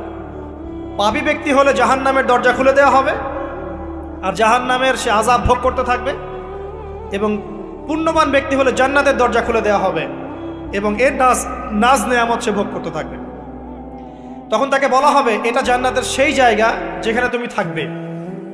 এটা দেখার সাথে সাথে, শোনার সাথে সাথে তার যে খুশি উৎফুল্লতা আরও অনেক বেড়ে যাবে এবং সে কি করবে জানেন? সে পৃথিবীতে ফিরে আসতে চাইবে। সে বলবে আমাকে আমার পরিবারবর্গকে জানাতে দেন, আমাকে আমার পরিবারবর্গকে জানাতে দেন যে আমি ভালো আছি। তখন ফেরেশতারা তাকে বলবেন যে এটা সম্ভব না, তোমার এবং তাদের মাঝে দারুল বারজাখ আছে, তুমি এটা ভেদ করে যেতে পারবে না।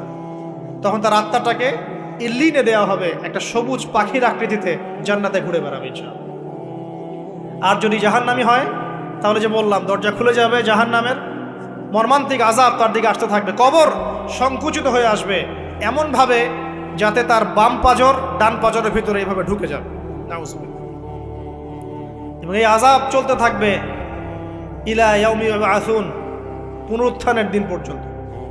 এখন এই যে হাদিসটা আপনারা শুনলেন, এই হাদিসটা ব্যক্তিকেন্দ্রিক নয় কি? এখানে 3টা বিষয় আপনাকে ফোকাস করতে হবে। আমাদেরকে। এক, তাওহীদ, আল্লাহ পাকের তাওহীদ। দুই, রিসালাত, রাসূলুল্লাহ সাল্লাল্লাহু আলাইহি ওয়াসাল্লামের রিসালাত, এবং আখিরাত, পরকাল।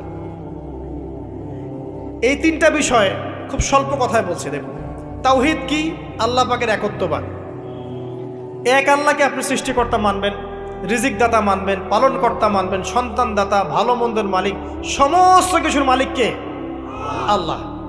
আল্লাহ আল্লাহ আমাকে বাঁচিয়ে রেখেছেন, আল্লাহ আমাকে মৃত্যু দিবেন, আল্লাহ আমাকে রিজিক দেন, আল্লাহ আমাকে সন্তান দিবেন, আল্লাহ আমার ভালোর মালিক, আল্লাহ মন্দের মালিক, আল্লাহ সমস্ত কিছুর মালিক। এই কনসেপ্ট পরিষ্কার থাকবে, লা ইলাহা ইল্লাল্লাহ পরিষ্কার থাকবে। সমস্ত বিষয় কার পক্ষ থেকে? আল্লাহর পক্ষ থেকে। এই তাওহীদ, সংক্ষিপ্ত কথায় বললাম তাওহীদ। এর মধ্যে তিনটা ক্লাসিফিকেশন আছে: রুবুবিয়্যাত, উলুহিয়্যাত, আসমা ও সিফাত। এটা আপনারা কিতাবুত তাওহীদ বই থেকে পড়ে নিয়েন। সংক্ষেপে বলে দেই, রুবুবিয়্যাত আল্লাহ পাকের সমস্ত বিষয়গুলো তার দিকে সম্বন্ধ করা, সৃষ্টিকর্তা, পালনকর্তা, রিজিক দাতা সবকে আল্লাহ। উলুহিয়্যাত কি? দুনিয়াতে এসেছি আল্লাহ পাকেরই দাসত্ব করতে হবে, অন্য কারো দাসত্ব চলবে না, তাওহীদ উলুহিয়্যাত। আসমা ও সিফাত কি? আসমা সিফাত মানে হচ্ছে আল্লাহ পাকের নাম গুণাবলীগুলো আছে। আল্লাহ পাক রহমান, আল্লাহ পাক রাহিম, আল্লাহ পাক রাজ্জাক, হ্যাঁ, আল্লাহ পাক গফুর, আল্লাহ পাক শদীদুল ইকাব। সমস্ত গুণাবলী কার? আল্লাহ। এই হলো আসমা সিফাত। আল্লাহ পাক যেমন, আল্লাহ পাক তেমন, আল্লাহ পাক নিজের মতো, কারোর সাথে তুলনীয় নন। ওয়াল্লাহু আহাদ, একক। আল্লাহুস সামাদ, তিনি অমুখাপেক্ষী। লাম ইয়ালিদ ওয়া লাম ইউলাদ, তিনি জন্ম দেননি, জন্মিতও নন। ওয়া লাম ইয়াকুল লাহু কুফুয়ান আহাদ, তার সমতুল্য আর কিছুই নাই। আল্লাহ থেকে সবকিছু হয়, এটাই হলো তাওহীদ। এখন এর অপোজিশন কি? শিরক। তাওহীদের বিরুদ্ধে গেলে কি হয়ে যাবে? শিরক। কেউ যদি মনে করে যে আল্লাহ ছাড়া কেউ আমাকে জীবন দিতে পারে, আল্লাহ ছাড়া কেউ আমাকে মারতে পারে, আল্লাহ ছাড়া কেউ আমাকে রিজিক দিতে পারে, অথবা আল্লাহ ছাড়া কেউ সন্তান দিতে পারে, আল্লাহ ছাড়া অন্য কারো কাছে কেউ যদি দোয়া করে, আল্লাহ ছাড়া অন্য কারো জন্য নজর মানত করে, আল্লাহ ছাড়া অন্য কারোর নামে কসম খায়, আল্লাহর হালালকে হারাম করে দেয়, আল্লাহর হারামকে হালাল করে নেয়, ঠিক আছে? আল্লাহ থেকে শুভ অশুভ আসে না, শুভ আল্লাহর পক্ষ থেকে আসে, অশুভ শয়তানের পক্ষ থেকে আসে, এমনও যদি কেউ মনে করে, শুভ অশুভ দুটোই আল্লাহর পক্ষ থেকে আসে, কিন্তু কেউ যদি মনে করে না শুভগুলো আল্লাহর পক্ষ থেকে, অশুভগুলো শয়তানের পক্ষ থেকে, এমনও যদি মনে করে, শিরক হয়ে যাবে। মুসলিমরা চলাফেরায় শিরক করছে। এখন মুসলিমরা আল্লাহ ছাড়া অন্য কারো কাছে চাচ্ছে, মুসলিমরা অনেকে কবরে সেজদা করছে, মুসলিমরা অনেকেই মৃত মানুষের কাছে দোয়া করছে, হাতে বালা পরে আছেন, খোলেন না। কেন খোলেন না? ভয়ে যদি আপনার ক্ষতি হয়, শিরক। মুসলিমরা দেখবেন আগুনের সামনে মাথা নত করছে, মুসলিমরা এখন মেডিটেশন করে, ধ্যান করে, মুসলিমরা জিনকে তাবে করতেছে। অনেক সময় দেখা যায় মুসলিমরা জাদু করতেছে, জাদুবিদ্যা, কুফরি কালাম করছে না? করছে। সবই শিরক, সবই শিরক। মুসলিমরা দেখবেন আল্লাহর হালাল যেগুলো আছে এগুলোকে হারাম করে ফেলছে, আবার অনেক সময় আল্লাহর হারামগুলোকে হালাল করে নিচ্ছে। সুদ কি ভাই? এখানে ফরজ, হালাল করে নেওয়া হয়েছে। মদ কি? তোমাদের কাছে তো ওয়াজিব, না খাইলে ঘুম হয় না। তো এই যে আল্লাহর হারামগুলোকে কি করছি আমরা? হালাল করে ফেলছি, এটাও শিরক, কুফরি একটা। তো এক কথায় তাওহীদের উপর যারা থাকবে, মান রব্বুক উত্তর দিতে পারবে ইনশাআল্লাহ। যারা শিরক করে ফেলবে, ওই অবস্থায় মারা যাবে, মান রব্বুক উত্তর দিতে পারবে না। আমার কথা কি বোঝা যাচ্ছে? আমি সহজ করার চেষ্টা করছি, কিন্তু হয়তো পারছি না, এটা আমার ব্যর্থতা। এক কথায় যদি আমরা কবরের প্রথম প্রশ্নের উত্তর দিতে চাই, তাহলে আমাদেরকে অবশ্যই তাওহীদের উপর থাকতে হবে, শিরকে যাওয়া যাবে না। প্রিয় ভাইরা, শিরকের পাপ থেকে আজকে তওবা করে ফেলবেন। আল্লাহ জেনে না জেনে জীবনে যত শিরক করেছে আল্লাহ মাফ করে দাও, আমিন। এবং আগামী দিনগুলোতে শিরকের পাপে লিপ্ত হয় না। প্রিয় ভাইরা, যদি আপনার আমল নামায় আসমান জমিন সমানও পাপ থাকে, শিরকের পাপটুকু না থাকে, আল্লাহ পাক আপনার পুরো পাপ মাফ করতে পারবেন ইনশাআল্লাহ। আল্লাহ পাক বলেছেন, মেরাজের রাতে নবী সাল্লাল্লাহু আলাইহি ওয়াসাল্লামকে আরশে আজিমের কাছে উঠিয়ে নিয়ে আল্লাহ পাক 3টা ওহী করেছেন। কয়টা ওহী? একটা ছিল 5 ওয়াক্ত নামাজ, ঠিক আছে? 2 নাম্বার হচ্ছে সূরা বাকারার শেষের 3টা আয়াত। 3 নাম্বার একটা ওয়াদা, একটা প্রতিশ্রুতি। সেটা কি? হে মুহাম্মদ সাল্লাল্লাহু আলাইহি ওয়াসাল্লাম, তোমার উম্মতের মধ্যে কেউ যদি আসমান জমিন সমান পাপ নিয়ে আমার সামনে হাজির হয়, কিন্তু আমার সাথে কাউকে শরিক না করে, শিরক না করে, তাহলে আমি আল্লাহ তার সামনে আসমান জমিন সমান ক্ষমা নিয়ে হাজির হব, মানে মাফ করে দেওয়া হবে ইনশাআল্লাহ। অতএব শিরকের পাপে যায়েন না, ইনশাআল্লাহ জান্নাতে যাওয়া যাবে। যে ব্যক্তি মন থেকে একবার লা ইলাহা ইল্লাল্লাহ পড়েছে, সমস্ত বিষয় আল্লাহর দিকে সুপর্দ করে, তার অন্যান্য অনেক পাপ থাকতে পারে, আল্লাহ পাক চাইলে সব পাপ মাফ করতে পারে। অতএব মান রব্বুক উত্তর দিতে চাইলে শিরকের পাপে যাওয়া যাবে যাবে না। আধুনিক শিরকের মধ্যে সবচেয়ে ভয়ঙ্করটা হচ্ছে এটা, যে আমরা আল্লাহর হালালকে হারাম করে নিচ্ছি, হারামকে আবার হালাল করে ফেলছি। এখানে যায় না। সব কিছু আল্লাহ থেকে আসে। দোয়া আল্লাহর জন্য করবেন, নামাজ আল্লাহর জন্যে, সব কিছু ইবাদত আল্লাহর জন্যে, দ্বীনি ইলম অর্জন আল্লাহর জন্যে। প্রতিটা কাজের করার আগে নিয়াত ফিক্স করবেন, কেন করব? পরকালীন স্বার্থ থাকলে করব, না হলে করব না। কেন তুমি টিকটকে যাবা না? কারণ পরকালীন কোনো স্বার্থ নাই।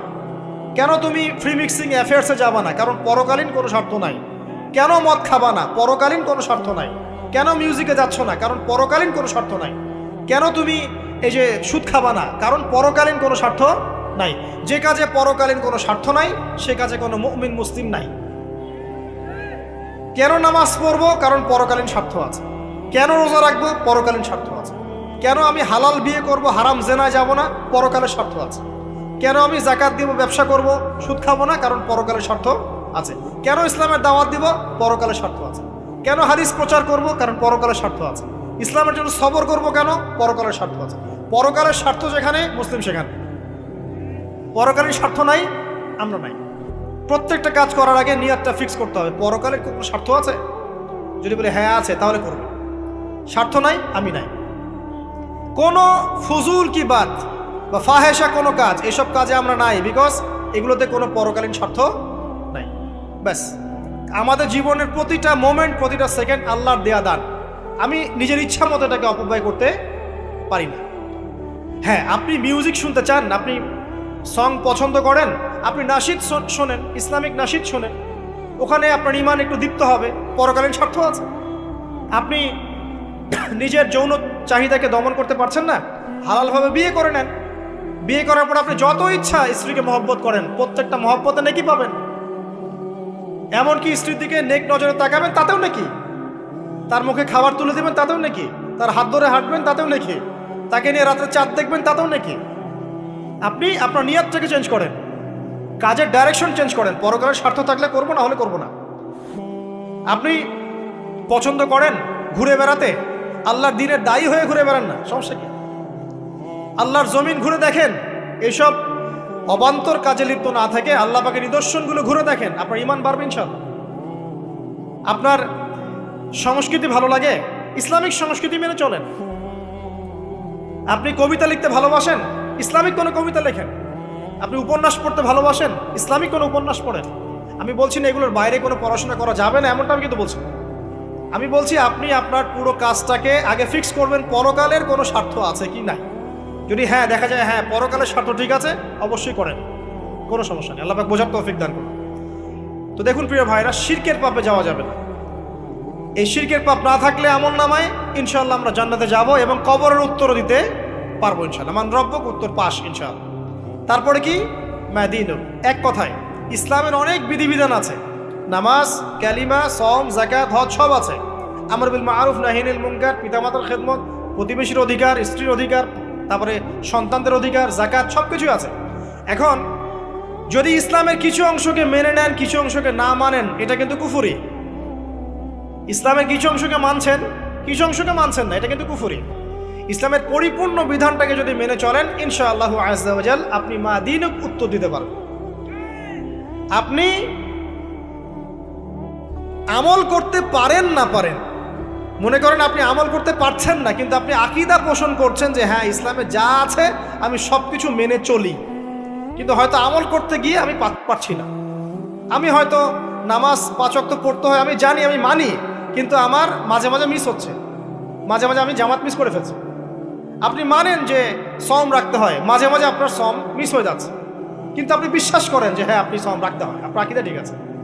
আপনি যাকাত দেন নাই এতদিন, কিন্তু আকীদা রাখেন হ্যাঁ দিতে হয়, আমি সুযোগ পেলে দিয়ে দিব। এই যে কনসেপ্টটা ক্লিয়ার রাখা যায় না, ইসলামের বিধানগুলো প্রতিটা আমি মানি মন থেকে, হয়তো আমল করতে গিয়ে আমি পেরে উঠতেছি না বা হয়ে উঠছে না। ইনশাআল্লাহ একদিন না একদিন আল্লাহ পাক আপনাকে তৌফিক দিবে ইনশাআল্লাহ, আল্লাহ পাক তৌফিক দান করুক।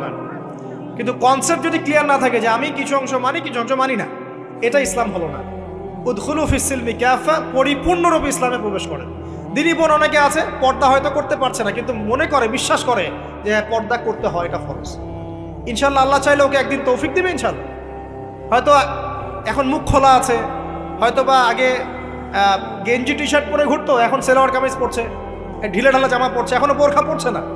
ওকে তুচ্ছ তাচ্ছিল্য করার দরকার নাই আপাতত। ওকে আরো বুঝান, আরো নরম হন, আরো বুঝিয়ে সুঝিয়ে ইসলামের দিকে আনার চেষ্টা করে। এত দূর এসেছে, ওই পর্যন্ত যাবে ইনশাল্লাহ। কারণ ও বিশ্বাস করে হ্যাঁ পর্দা করতে হয়, আমি মানি পর্দা করতে হয়, কিন্তু আমি এখন করতে পারছি না, ইনশাল্লাহ করবো, আল্লাহ পাক চাইলে তৌফিক দিবেন ইনশাল্লাহ। তো এই যে বিষয়টা, যে ইসলামকে মনে আগে ধারণ করা, যে না আমি মানি ইসলামের প্রত্যেকটা বিধান ঠিক আছে। চুরি করলে চোরের হাত কাটতে হয়, ইসলাম বলেছে। ডাকাতি করলে শাস্তি আছে। জেনা যদি কেউ করে 100 বেত্রাঘাত, মদ খাইলে 40টা বেত্রাঘাত, ব্যভিচার যদি করে কেউ, এই পরকীয়া করে বিবাহিত ব্যক্তি, রজম। এগুলো কেসাস, একজন হত্যা করলে তাকেও কেসাস করতে হয়। এই বিধানগুলো আছে। এখন আপনি বলতে পারেন আমি এই ওয়ার্ল্ডের প্রেক্ষাপটে এটাকে বাস্তবায়ন করতে পারছি না, কিন্তু আমি বিশ্বাস করি ইসলামে বিধানগুলো আছে, এটা আল্লাহর বিধান। ইনশাল্লাহ আপনি মাফ পেয়ে যাবেন, ইনশাল্লাহ আল্লাহ চাইলে আপনি মাফও পেয়ে যাবেন। কিন্তু যদি মনে করেন না এই যুগের এগুলো চলেই না, আমি আল্লাহ পাকের এসব বিধান কিচ্ছু মানি না, আমি যে বিধান বুঝি এটাই চূড়ান্ত, তাহলে খবর আছে, তাহলে মা দিনও উত্তর দিতে পারবেন। তো বুঝেন, বিষয়টা বোঝেন, আকীদাটা ক্লিয়ার করেন যে না আমি পারতেছি না, এটা একটা বিষয়, কিন্তু আমি বিশ্বাস করি ইসলামের এগুলো অংশ। হয়তো আমি এখন পারছি না, ইনশাল্লাহ ভবিষ্যতে পারবো। আল্লাহ চাইলে আপনাকে তৌফিক দেবে ইনশাআল্লাহ। আমরা দোয়া করি আল্লাহ পাক আমাদেরকে পরিপূর্ণরূপে ইসলামে প্রবেশ করার তৌফিক দান।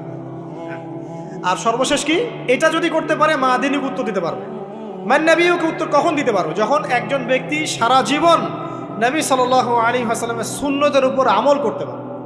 এই যে ঘুম থেকে উঠলেন, ব্যাস ব্রাশটা নিয়ে দৌড়ে চলে গেলেন বাথরুমে, কি জন্য? ঘুম থেকে উঠলেন, আগে চোখটা একটু ঘষতে হবে, মুখে হাত দিতে হবে, তারপরে আপনি দোয়া পড়বেন। কি দোয়া পড়বেন? আলহামদুলিল্লাহিল্লাযী আহইয়ানা বা'দা মা আমাতানা ওয়া ইলাইহিন নুশুর। তারপরে আপনি যাবেন বাথরুমে। দোয়াটা না পড়ে কেন গেলেন? ঘুমাচ্ছেন, ঘুমানোর আগে আপনি অবশ্যই বলবেন। ঘুমানোর আগে একদম একটা গান শুনে, একটা গার্লফ্রেন্ডের সাথে 10টা মিনিট কথা বলে হ্যাঁ জান রাখি, ব্যাস, তারপরে ঘুমিয়ে গেলেন। ঘুমটা আপনার জন্য ইবাদত হলো না? হারামে লিপ্ত হতেন না? আল্লাহুম্মা বিইসমিকা আমুতু ওয়া আহইয়া পড়তেন, সূরা মুলক পড়তেন, সূরা কাফিরুন পড়তেন, সূরা ফালাক নাস ইখলাস পড়তেন, ঘুমিয়ে যেতেন। পুরো ঘুমটাই ইবাদত, পুরো ঘুমটাই নাকি? ঘুমিয়ে আছেন নাকি পাচ্ছেন? আপনি ইচ্ছাকৃতভাবে আপনার আমলটা নষ্ট করলেন। ইস্তেঞ্জা করতে গেছেন, ইস্তেঞ্জা করতে গিয়ে গান শুরু করে দিল বাথরুমে। বাথরুম সিঙ্গার আছে না কিছু? বাথরুমে গান গাওয়ার জায়গা নাকি? তো ওখানে গান শুরু করল। বাথরুমে গান গাবেন কেন? আপনি ঢোকার সময় বলবেন কি বিসমিল্লাহ আল্লাহুম্মা ইন্নী আউযু বিকা মিনাল খুবসি ওয়াল খাবাইস। এরপর ইস্তেঞ্জা করবেন, তারপরে আপনি গুফরানাকা বলে বের হয়ে আসবেন। পুরো ইস্তেঞ্জার সময়টুকু নাকি? নামাজ পড়তে দাঁড়িয়েছেন, এখানে রিয়া কোনো লৌকিকতা থাকবে না, লোকজন আমাকে দেখছে আমি ভালো করে নামাজ পড়ি, এমন থাকবে না। নামাজে দাঁড়িয়েছেন আল্লাহর জন্য খালেস। এখন আল্লাহ আপনার মাঝখানে আর কেউ নাই, আল্লাহ আপনার মাঝখানে আর কেউ নাই। এমনকি যা ইচ্ছা তাই নামাজ পড়বেন। একদল বের হয়েছে, এখন দেখি 2 ওয়াক্ত নামাজ পড়ে। তাদের বক্তব্য হচ্ছে যে 5 ওয়াক্ত নামাজ নাকি কোরআনে নাই, আর ওরা খালি কোরআন মানে হাদিস নাকি মানে না। কত যে ফেরকা এখন বের হয়েছে আল্লাহ ভালো জানে। 5 ওয়াক্ত নামাজ কোরআনে নাই বলে, সুবহানাল্লাহ। তো 2 ওয়াক্ত নামাজ পড়ে। তো এখন নামাজ কি মন গড়াভাবে পড়লেই হবে? ফজরের নামাজে দাঁড়িয়েছেন, ফজর নামাজ কয় রাকাত? 2 রাকাত। এখন আমি যদি বলি নামাজ তো ভালো কাজ, 2-এর জায়গায় 4 পড়লে কি সমস্যা ফজরে? যদি এমনটা বলি হবে? কেন হবে না? কারণ নবী সাল্লাল্লাহু আলাইহি ওয়াসাল্লাম 2 পড়েছেন, আমাকে 2 পড়তে হবে, সিম্পল। 4 পড়লে আপনার নামাজ বাতিল। ফজরের নামাজ 4 রাকাত পড়লে নামাজ কি বাতিল হবে না? মাগরিবের নামাজে দাঁড়িয়েছেন, 3 রাকাত নামাজ। তখন আপনি মনে চিন্তা করছেন না 3-এর জায়গায় আমি 4 পড়বো, 5 পড়বো। নামাজ তো ভালো জিনিস, বেশি করলে কি সমস্যা? সবকিছু বেশি করতে হয় না।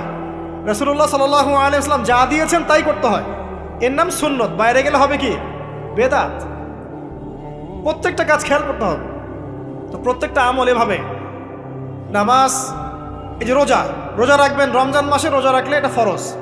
আর আপনি চিন্তা করেন রোজা তো ভালো জিনিস, আমি রমজানেও রাখবো, শাবান পুরো 2 মাসে রাখবো, হবে? দেখেন নফল বিষয়টা আলাদা, আমি ফরজের কথা বলছি। কেউ যদি মনে করে ফরজ রোজা আমি 2 মাসে রাখবো, রমজানও রাখবো, শাবানেও রাখবো, রোজা ভালো জিনিস করলে কি সমস্যা হবে? হবে না। এভাবেই হজ হজ করতে হয় ওইখানে আরাফার মাঠে। আপনি মনে করেন কুড়িগ্রামে হজের একটা জায়গা বানাইলাম আমরা, মনে করেন কথার কথা, এমনও কিন্তু জায়গা আছে মানুষ অন্য জায়গায় হজ করে, কিন্তু আপনি ভাবছেন এমনি এমনি বলছি। এমন অনেক ফেরকা আছে মুসলিমদের মধ্যে, মুসলিম নামধারী, এগুলো মুসলিম না, হজেরও জায়গা বানাইছে আলাদা, ওখানে হজ করে, ওখানে তাওয়াফ করে। এখন হজ যেখানে করতে হবে ওখানে না করে যদি এখানে করি হবে? হবে না। যাকাত দেওয়ার একটা লিমিট আছে, এইটুক দিতে হবে। আপনি এখন কম দিলেন হবে, আবার দিলেন না আমি একদম বেশি দিয়ে ফাটায় ফেলাবো একেবারে, সেখানে হবে? তো এই জিনিসগুলো খেয়াল রাখতে হবে যে আমাদের এক কথায় নবী সাল্লাল্লাহু আলাইহি ওয়াসাল্লামের সুন্নাহটা মেনে চলা। আমলের ক্ষেত্রেও একইভাবে, আপনার অর্থনৈতিক জীবনেও, নামাজ রোজা হজ জাকাত আপনার পারফেক্ট। এবার আপনি এসেছেন অর্থনীতির ক্ষেত্রে, এসে মাশাআল্লাহ দাড়ি টুপি জুব্বা নিয়ে মাপে কম দিচ্ছেন, চলবে? দাড়ি টুপি জুব্বা আছে, মানুষকে ঠকাচ্ছেন, মজুত করছেন, সিন্ডিকেট করছেন, অনেক সময় সরকারকে বিব্রত করে ফেলছেন, মাল মজুত করছেন, দাম বেড়ে যাচ্ছে, বিব্রত হচ্ছে সরকার। হবে? দাড়ি টুপি পাগড়ি জুব্বা পরে, ভিতরটা আগে। ইমান ভিতরে না থাকলে দাড়ি টুপিতে লাভ আছে? তাকওয়া ভিতরে না থাকলে আমার দাড়ি টুপিতে লাভ আছে? মুহসিন হতে হবে। সো ইকোনমিক সেকশনে গিয়েও নবীর আদর্শ ভুলে যাওয়া যাবে না, সেখানেও তার আদর্শ মেনে চলতে হবে। এভাবেই সমাজ জীবন, পরিবার, সর্বক্ষেত্রেই নবীর সুন্নাহ মেনে চললে পরে ওই ব্যক্তিকে উত্তর দেওয়া যাবে ইনশাআল্লাহ, তিনি আমাদের নবী মুহাম্মদ রাসূলুল্লাহ সাল্লাল্লাহু আলাইহি ওয়াসাল্লাম। সর্বশেষ গিয়ে বলা হবে কিভাবে জানলে? তখন উত্তর কি দিবে মুমিন? আমি আল্লাহর কিতাব পড়েছি, ঈমান এনেছি, এরপরে আমি সত্যায়ন করেছি। তার মানে পড়াশোনা করতে হবে না ভাই? আল্লাহর কিতাব পড়তে হবে না? কারা কারা আল্লাহর কিতাব পড়তে জানেন হাত তোলেন। আলহামদুলিল্লাহ। আগামী রমাজান আসার আগেই পুরো কোরআন এক খতম করবেন, পারা যাবে ইনশাআল্লাহ? এবং প্রত্যেক দিন আমাকে ওয়াদা করেন, প্রত্যেক দিন এক পারা করে কোরআন তেলাওয়াত করব, পারবেন ইনশাআল্লাহ? না বলেন পারবো ইনশাআল্লাহ? পারবো ইনশাআল্লাহ। আল্লাহ পাক তৌফিক দান করুন, আমিন। কোরআন পড়তে হবে, শুধু কি জাস্ট তোতা পাখির মতো পড়েই যাবেন সারা জীবন? অর্থটা একটু বোঝার চেষ্টা করবেন না ভাই? করা উচিত না? করা উচিত। যদি আপনার সামর্থ্য থাকে আপনার অবশ্যই করা উচিত। সামর্থ্য নাই, বয়স হয়ে গেছে, পারেন না, সেটা আলাদা বিষয়। সামর্থ্য আছে আপনার অবশ্যই উচিত। আলহামদুলিল্লাহি রাব্বিল আলামিন মানে কি? আর রহমানির রহিম মানে কি? মালিকি ইয়াউমিদ্দিন বলছি, এটা মানে কি? ইয়াকা না'বুদু বলছি, ওয়া ইয়াকা নাস্তাঈন, এর অর্থ কি? ইহদিনাস সিরাতাল মুস্তাকিম মানে কি? সিরাতাল লাযীনা আন'আমতা আলাইহিম গায়রিল মাগদুবি আলাইহিম ওয়ালাদ-দালিন, কি অর্থ? কি বললাম?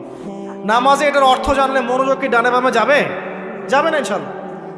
এই যে আল্লাহ পাক বলছেন, ইয়া আইয়ুহাল্লাযীনা আমানুত্তাকুল্লাহ, হে মুমিনগণ আল্লাহকে ভয় করো, হাক্কা তুকাতিহি ওয়া লা তামুতুন্না ইল্লা ওয়া আনতুম মুসলিমুন, তোমরা এমনভাবে আল্লাহকে ভয় করো, ভয় করার মতো ভয় করো, এবং পরিপূর্ণ মুসলিম না হয়ে মৃত্যুবরণ করো না। এর অর্থটা জানলে ভালো লাগলো না? বুঝতে পারলাম না কোরআনটা? আল্লাহ বলছেন ওয়াদারু মা বাকিয়া মিনার রিবা, সুদের অবশিষ্ট অংশ ছেড়ে দাও। ওয়া ইল্লাম তাফআলু ফাআযানু বিহারবিন মিনাল্লাহি ওয়া রাসূলিহি, যদি না করো আল্লাহ এবং রাসূলের সাথে যুদ্ধের ঘোষণা শুনে রাখো। অর্থ জানলে হেদায়েত পাওয়া যায় না? অতএব অর্থটা জানার চেষ্টা করেন। আল্লাহ পাক তৌফিক ইনায়েত করুন। অর্থ বোঝার ক্ষেত্রে যদি কোনো প্রতিবন্ধকতা পান সামনে, আলেম ওলামার কাছে যাবেন, জিজ্ঞাসা করে অর্থ জেনে নেবেন। নিজে নিজে আবার মন করে ব্যাখ্যা করতে যায় না। কোরআন বুঝতে গেলে হাদিস লাগবে, হাদিসগুলো পড়তে হবে। হাদিসের কিছু বই কিনবেন, রিয়াদুস সালেহিন, ফয়জুল কালাম, এই যে আপনারা পড়েন, মুনতাখাব হাদিস পড়েন, ঠিক আছে, বুলুগুল মারাম মিন আদিল্লাতিল আহকাম, মিশকাতুল মাসাবি, এই বইগুলো বাসায় রাখবেন। এরপরে আস্তে আস্তে কিনবেন আবু দাউদ, তিরমিজি, নাসাই, এগুলো কিনবেন। পরে গিয়ে বুখারী মুসলিমের অনুবাদ কিনবেন, আগে কিনবেন। এগুলো কঠিন হাদিস, এগুলো আগে পড়লে আপনি মাথাটা আপনার কিন্তু ঘুরতে থাকবে। তো আগে কি ক্লাস 8-এ পড়বেন না আগে এইচএসসি দিবেন? আগে ক্লাস 7-8 পার করে যান, তারপরে ওদিকে যান। আল্লাহ বোঝার তৌফিক দান করুন। প্রিয় ভাইরা, ইলম অর্জন করতে হবে। ইলম অর্জন করলে পরে আপনি তালেবে ইলমের পায়ের নিচে আল্লাহর ফেরেশতারা পাখা বিছিয়ে দিবে ইনশাআল্লাহ তাআলা। ইলম অর্জন করে আপনি যখন আলেম হবেন বা দ্বীনের জ্ঞান অর্জন করবেন, তখন আপনি দাওয়াতের কাজও করতে পারবেন। আপনার দাওয়াতে যত মানুষ ইসলামের দিকে আসবে সমস্ত নেকি আপনি পাবেন ইনশাআল্লাহ।